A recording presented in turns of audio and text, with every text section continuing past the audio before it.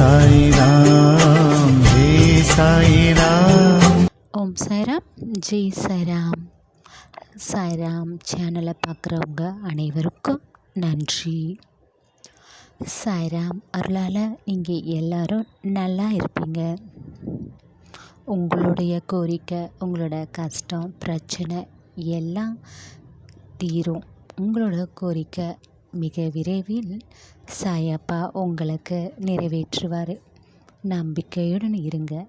எப்பயுமே நம்பிக்கையை விடாதீங்க. எல்லாம் சரியான நேரத்தில் சாயப்பா உங்களுக்கு தருவார்.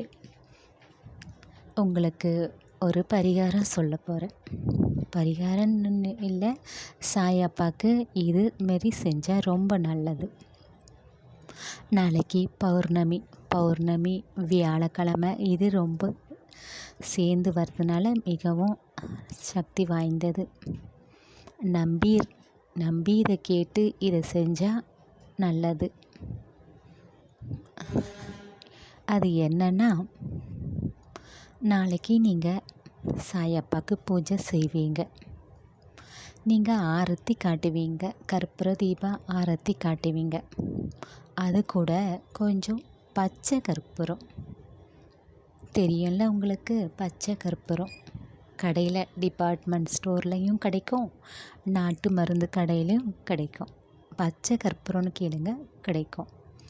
இதை சாயப்பாக்கு நாளைக்கு நீங்கள் கற்பூரம், சாதாரண கற்பூரம் இருக்குல்ல, அது கூட இந்த பச்சை கற்பூரத்தையும் சேர்த்து சாயப்பாக்கு ஆரத்தி காட்டுங்க.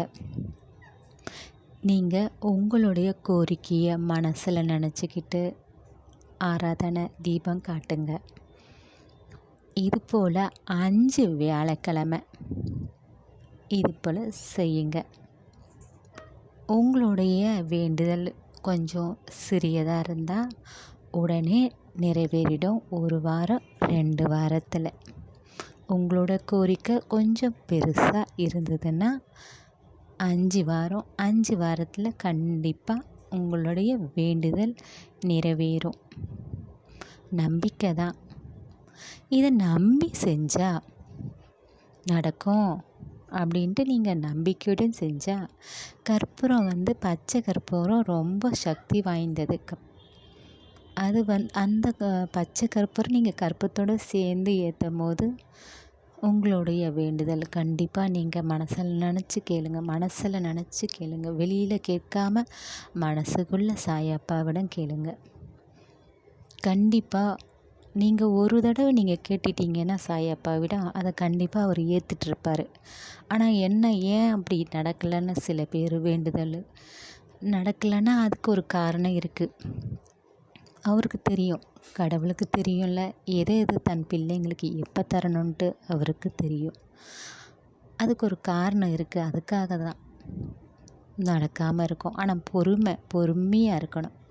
உங்கள் பொறுமை மிக முக்கியம். கண்டிப்பாக. ஆனால் உங்களுடைய வேண்டுதல் எல்லாம் நிறைவேறும். உங்கள் கஷ்டம், கடன் பிரச்சனை எதுவாக இருந்தாலும் கண்டிப்பாக சாயப்பா தீர்த்து வச்சு உங்கள் குடும்பத்தில் சந்தோஷத்தை, நிம்மதியும் ஆரோக்கியத்தையும் தருவார். இதை செஞ்சு பாருங்கள். என் அன்பு தங்கமே, என் அன்பு பிள்ளையே, வாழ்க்கையில் பல பிரச்சனை வருகின்றது என்று மிகவும் கவலைப்படுற பிள்ளையே, சூழ்நிலை மாறிக்கொண்டே இருக்கும்.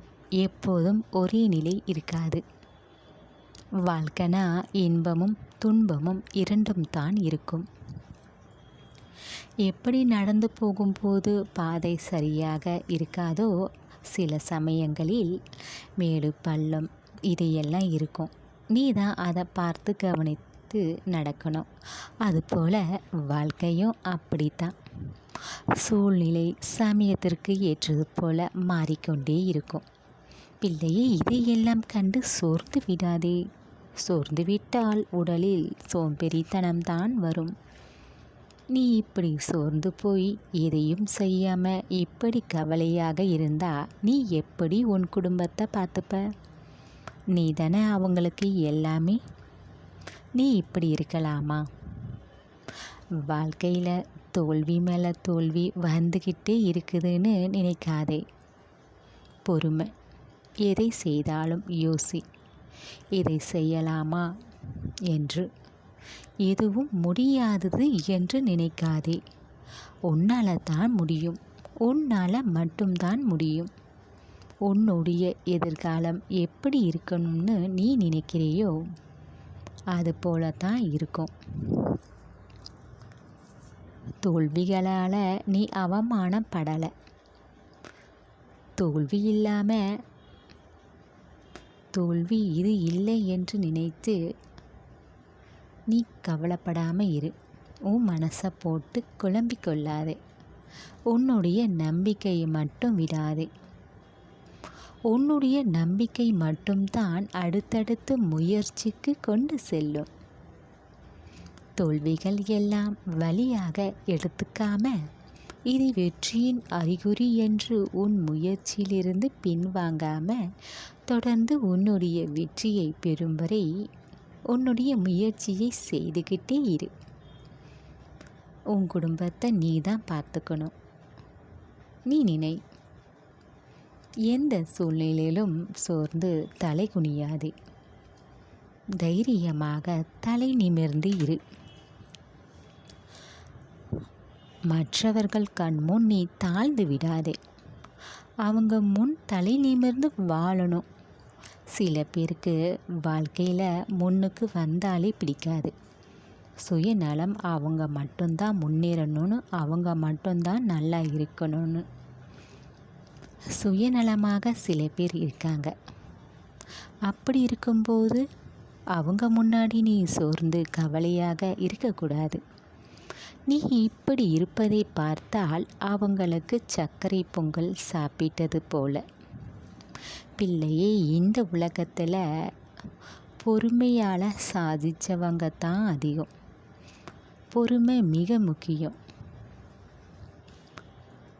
உனக்காக யார் அக்கறை எடுத்து இது போல் நேரத்துக்கு உனக்கு நம்பிக்கையை ஏற்படுத்தி உன் தோளை தட்டி கொடுத்து உன்னால் முடியும் என்று உனக்கு ஆறுதல் வார்த்தைகள் பேசுகிறார்களோ அவர்களை என்றும் நீ மறக்காதே.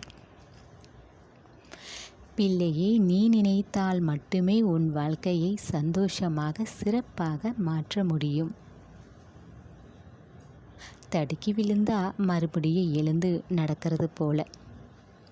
தடுக்கி விழுந்துட்டுனே யாராவது பார்த்துருப்பாங்களா? உன் மனசில் கவலைப்படாமல் ஒரு சிரிப்புடன் தலை நிமிர்ந்து நீ நடக்கணும். அதுபோலத்தான் தோல்வி வரும்போது யார் என்ன நினைப்பாங்க என்று இது போல நீ நினைக்கக்கூடாது.